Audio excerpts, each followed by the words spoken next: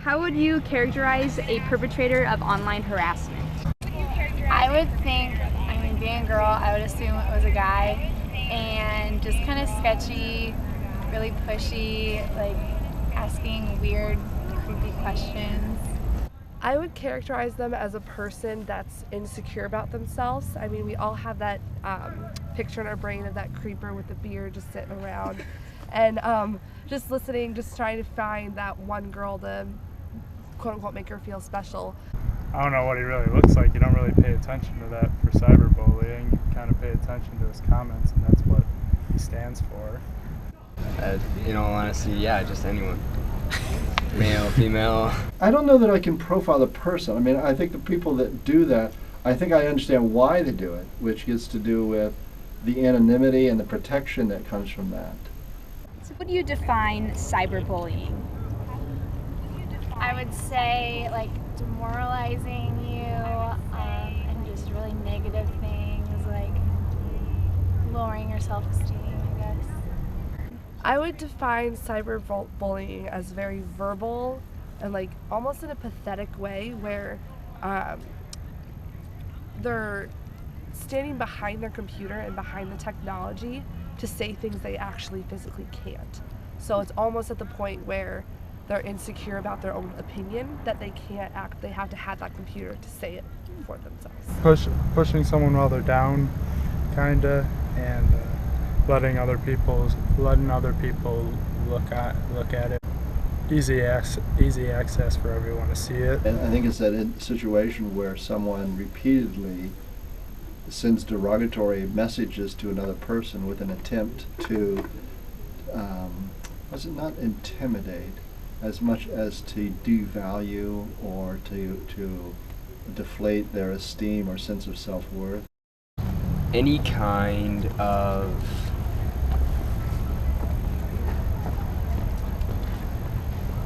attack of another person in order to either lift yourself up and make yourself feel better, or merely to kind of lower, debase the person you're communicating with.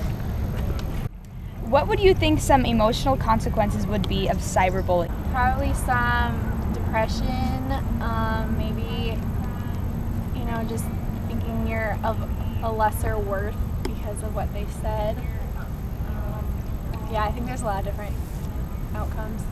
Emotional consequences would be that they come to the point where they can't talk to anybody about it. So I'm sure they get very down, very depressed. They don't know how to reach out to other people in that kind of situation. Feeling socially isolated and feeling that you have no one to turn to because everybody's up against you. I had a friend commit suicide from it. So that would be one. Well, I think they could be significant. I mean, right? I mean, we know of people that commit suicide because of the bullying that's taken place online. So that's the most significant one. Obviously, is taking your own life because of what occurred. So that, as communication majors, it tells us the power of communication. I mean, phenomenal to think about that. That you can send messages, that you can craft words in such a way as to destroy another human. So that's a lot of power of communication, right? Power of words and language. What do you think the most common online activity would be that would lead to cyberbullying? Social network, Twitter, Facebook, anything like that. Most common activity would be some anonymous websites. We all have heard of the current new app called Yik Yak, and a lot of that involves, I personally think, bullying. It's a very degrading app. Yes, it's funny sometimes to see what other people say, like funny things on campus, but there's been some very hurtful things on that app, and I think just that anonymous factor can lead to a lot of the cyberbullying. Yeah, Facebook, someone saying the wrong thing and somebody hopping on that and criticizing what they just said and not allowing them to give their own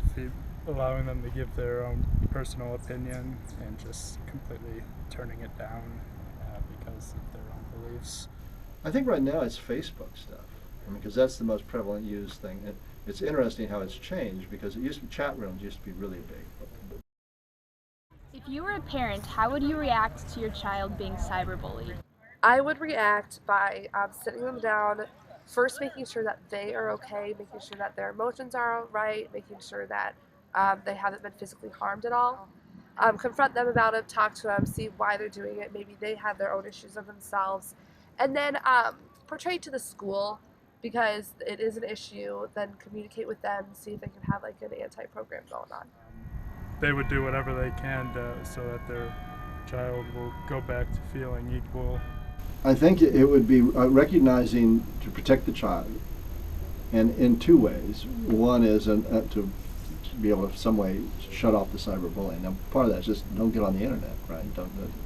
But more importantly, to help the child feel good about themselves, him or herself, because you're sort of needing to offset the destructive force of the cyberbullying. I would also try to figure out what's going on with the cyberbullying, because to me, somebody who does cyberbullying has a problem. Right? A person who needs to do what they're doing to other people, there's some serious issues there.